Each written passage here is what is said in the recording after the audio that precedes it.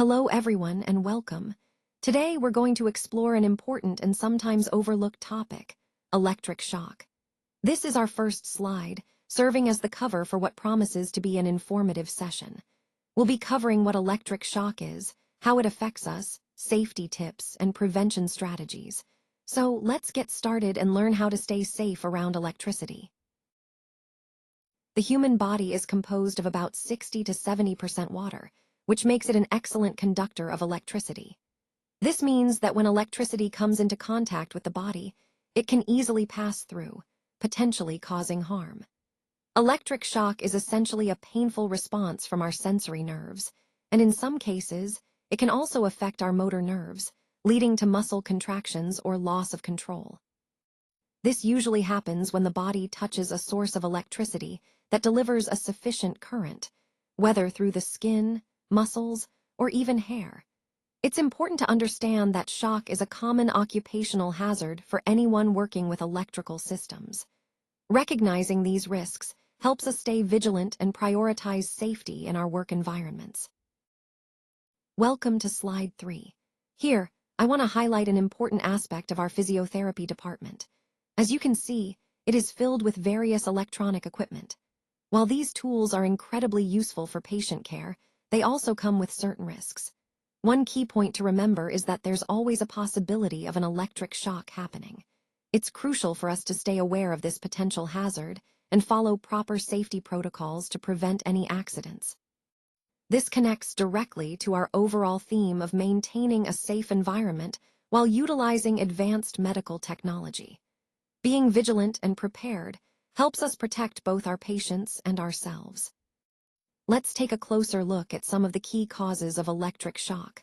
First, a sudden onset of current flowing through the body can happen unexpectedly, such as when you accidentally contact a live wire. This rapid influx of current can be very dangerous because the body isn't prepared for it. Next, there's the sudden termination of current that's already passing through the body. Imagine a situation where the current suddenly stops, which might cause the muscles to contract abruptly or lead to other physiological effects. And then, we have the sudden large variation in the current that's already passing through the body. This means the current might fluctuate rapidly, creating unpredictable and potentially more harmful effects. Understanding these causes is crucial because they highlight how unpredictable and hazardous electric shocks can be. Recognizing these key points helps us grasp the importance of safety measures to prevent such shocks in the first place. Let's talk about macro shock. Macro shock happens when current passes between two contact points on the skin, creating a significant electrical event. Now, the human skin actually acts as a natural resistor to electricity, especially when the voltage is below 200 volts. In those cases, the resistance helps protect us by limiting the current flow. However, when the voltage exceeds roughly 450 to 600 volts, the skin's resistance can break down. This breakdown means the electric current can pass more easily through the skin, leading to potentially more severe shocks. Understanding these voltage thresholds is crucial because they highlight how different levels of voltage can impact safety. This ties into the overall theme of electrical safety. Knowing how and when our bodies are vulnerable helps us better prevent injuries. Now, let's talk about the different types of electric shock, starting with micro shock. Micro shock occurs when a person receives an electric shock through an electrical circuit that is established inside the body, typically by electrodes inserted into the body. The key point here is that this bypasses the skin entirely, which normally provides some protection against electric currents. What makes micro shock particularly dangerous is that currents as low as 10 microamperes, or 10 μA, can be enough to cause serious issues like fibrillation, which is a dangerous and potentially life-threatening heart rhythm disturbance. This kind of shock often happens in hospital settings, especially when patients are connected to multiple medical devices, such as cardiac catheters or pacemakers. These devices are essential for patient care, but they also create a risk if the electrical systems are not properly isolated or grounded. So, understanding micro shock underscores how critical it is to maintain strict safety standards in medical environments to prevent these hidden, yet potentially deadly electrical hazards. Let's talk about the severity of electric shock now. In mild cases, the victim typically has no damage at all to their body's structure or function. It's almost like the shock just passed through without causing any harm. Moving on to moderate shocks, the situation becomes more serious. The person may experience hypotension, which is a drop in blood pressure, often caused by vasodilatation. That's when the blood vessels widen. They might also become unconscious, which indicates a significant impact on their nervous system. Now, in severe cases, the consequences can be life-threatening. The shock can lead to the termination of respiration, meaning the person stops breathing, and also heart failure, where the heart ceases to pump effectively. Understanding these different severities helps us grasp how dangerous electric shocks can be, depending on the extent of the injury. It ties into the overall theme of the presentation, highlighting the importance of proper response and treatment based on the severity of the injury. Let's talk about some of the serious effects that electrical burns and shocks can cause. First, burns. When resistance heats the tissue, it can lead to extensive and deep burns that can be quite severe. These aren't just surface injuries, they can affect deeper tissues as well. Moving on to cardiac issues, ventricular fibrillation, or what we often call cardiac arrest, can happen at different levels of current. The severity really depends on the type and amount of current involved. It's a life-threatening condition that needs immediate attention. Next, the neurological effects. Electrical current can interfere with nervous control, especially over vital organs like the heart and lungs. You might also see symptoms like numbness, tingling, or changes in vision and speech. These neurological signs are important clues that electrical injury has occurred. There are also musculoskeletal effects. Electrical shock can cause muscle spasms or contractions, which might lead to sudden immobility. In some cases, it can even cause fractures or deformity of a body part due to the force of the muscle contractions. And there's more. Other serious complications include interrupted breathing, irregular heartbeats, chest pain, seizures, and unconsciousness. All of these highlight how dangerous electrical injuries can be. It's crucial to recognize the signs and symptoms early so appropriate treatment can be given promptly. The key takeaway here is understanding the wide range of effects electrical injuries can have, underscoring the importance of safety and prevention in electrical environments. Let's now look at the factors that influence the lethality of electric shock. First, the intensity of the current plays a crucial role. The higher the current, the more likely it is to be lethal. Think of it like water flowing through a pipe. The stronger the flow, the more damage it can cause. Next, the duration of the shock matters too. The longer the current flows through the body, the greater the risk of serious injury or death. Even a small current can be dangerous if it lasts long enough. Another important factor is the pathway the current takes. If the current passes through vital organs like the heart muscle, the risk of a lethal outcome increases significantly. That's why shocks involving the chest area are especially dangerous. Now, consider the voltage involved. Very high voltages, enough to cause burns, can lead to dielectric breakdown at the skin, which essentially means the current jumps through the skin tissue. Contact with voltages over 600 volts can cause severe burns and tissue damage. The resistance of the skin itself also influences the shock severity. Lower resistance means more current flows through, increasing the risk of harm. Dry skin has higher resistance, but if the skin is wet or broken, resistance drops, making shocks more dangerous. Moving on, the type of current makes a difference too.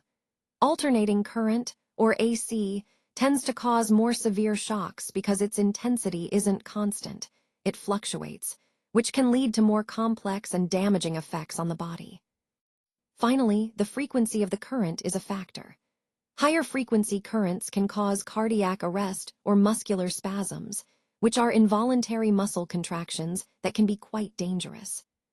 So in summary, many factors, from the amount and duration of current to the pathway, voltage, resistance, type, and frequency. All influence how lethal an electric shock can be.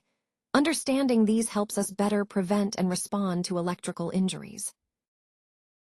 Let's take a closer look at some of the medical uses of electrical therapy. First, electroconvulsive therapy, or ECT, is a well-known psychiatric treatment primarily used for severe mental illnesses like major depression. It involves inducing controlled seizures under anesthesia to help alleviate symptoms. Moving on, in the surgical realm, electrical tools are essential for cutting tissues or coagulating blood vessels, which helps minimize bleeding during procedures. These tools are precise and vital for many surgeries. Next, there's the use of electrical therapy for heart issues, such as fibrillation or irregular heart rhythms. Devices like defibrillators deliver electrical shocks to restore normal heart rhythm quickly and effectively. Lastly, we have TENS, or transcutaneous electrical nerve stimulation, which is a non-invasive method used for pain relief. It works by sending small electrical impulses through the skin to interfere with pain signals. Overall, these diverse applications highlight how versatile electrical therapy is across different medical fields, from mental health to surgery, cardiology, and pain management. Electric shocks are unfortunately used as a method of torture in certain situations. The key reason is that the voltage and current involved can be precisely controlled. This precision allows tormentors to inflict pain and induce fear without necessarily causing permanent physical harm. It's a cruel tactic because it leverages controlled pain to break down a person's resistance, often leaving no visible injuries. This method highlights how technology, when misused, can serve as a tool for psychological torment. It also underscores the importance of understanding and preventing such abuses, especially within the broader context of human rights violations. When approaching a person who has been shocked, the first and most important thing to remember is not to touch them until the power source is completely shut off. If you're dealing with a low voltage current, it's best to remove the fuse or turn off the circuit. And if there's no switch available, don't hesitate to use a non-conductive object like a board, wooden stick, or rope to gently move the person away from the source. It's crucial to avoid moving the person unnecessarily, especially if head or neck injuries are suspected. Moving them could cause further harm, so only do so if it's absolutely necessary for safety reasons. Next, check for burns, which are common in electrical shocks. Cover any burned areas with dry, sterile dressings to prevent infection. If the shock was minor, allow the victim to rest and recover. Rest is important because the body needs time to recover from the shock. Remember, the key here is safety first. Shut off power before approaching, and handle the person with care to avoid additional injury. Let's talk about some essential self-care and first aid steps in emergency situations. First, if someone is experiencing vasodilatation and their blood pressure drops, giving them something to drink can help prevent hypovolemia. It's a simple step, but can be very effective. Next, if the victim is wearing tight clothing, loosen it up to allow better circulation and comfort, and make sure they get plenty of fresh air. These small adjustments can make a big difference in their condition. Now, if you find that the person has stopped breathing, immediate action is crucial. Artificial respiration, either manually or with an ambu bag, can be life-saving. Don't wait. Start resuscitation right away. If pulses are absent, it indicates the heart may have stopped functioning properly. In this case, external cardiac massage, or CPR, must be initiated without delay to keep blood flowing to vital organs. And if the heart is in fibrillation, just doing chest compressions alone won't be enough. You'll need a defibrillator, an instrument that delivers an electric shock to restore the heart's normal rhythm. Even if the victim regains consciousness and seems fine after the electric shock, it's important they are moved to a hospital for a thorough checkup. Monitoring after such an event is essential for their safety.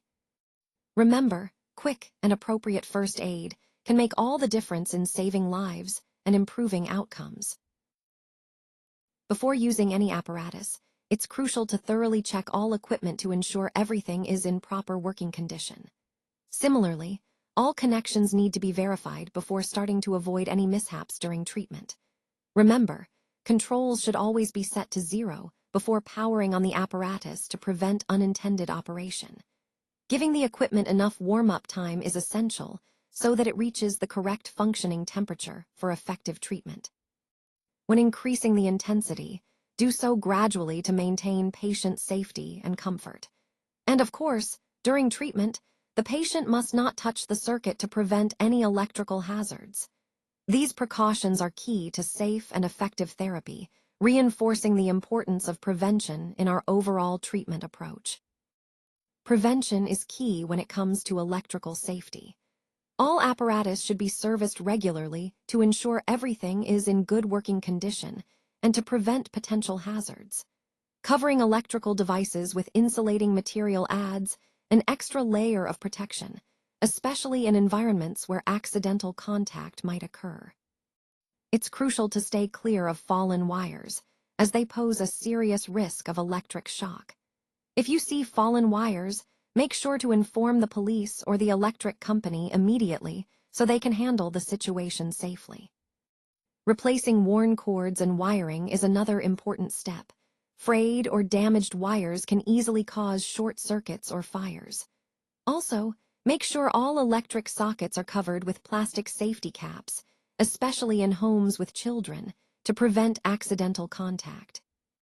Lastly, never turn switches on or off, or touch an electric appliance with wet hands. Water conducts electricity, and this simple mistake can be dangerous. Remember, these prevention tips are all about reducing risks and keeping everyone safe around electricity. When a person comes into contact with a live wire and the earth at the same time, they may receive what we call an earth shock. This happens because the body becomes part of an electrical circuit. Now let's understand why that occurs. The earth is actually a very good conductor of electricity. So, when the live wire is energized, current can flow from the wire into the person's body. From there, it finds a path to the ground or earth. This means the current enters the body through the contact point and then travels through the body into the earth. As a result, the person essentially becomes part of the circuit, and this is what causes the shock. It's important to recognize that earth shocks can be dangerous because they involve the flow of current through the body to the ground, which can cause injury or even be fatal. So always remember, when working with or around live wires and earth, proper safety precautions are essential to prevent such shocks. When you touch a part of the circuit while current is passing through it, you can get a shock. This is why proper insulation is so important. If the insulating material covering the wire isn't done correctly and the conducting part is exposed, anyone who touches that part could be at risk. Similarly, if a wire comes into contact with the metal casing of an instrument, it creates a dangerous situation because the casing can become live. That means touching it could result in an electric shock. Another critical point is the switch.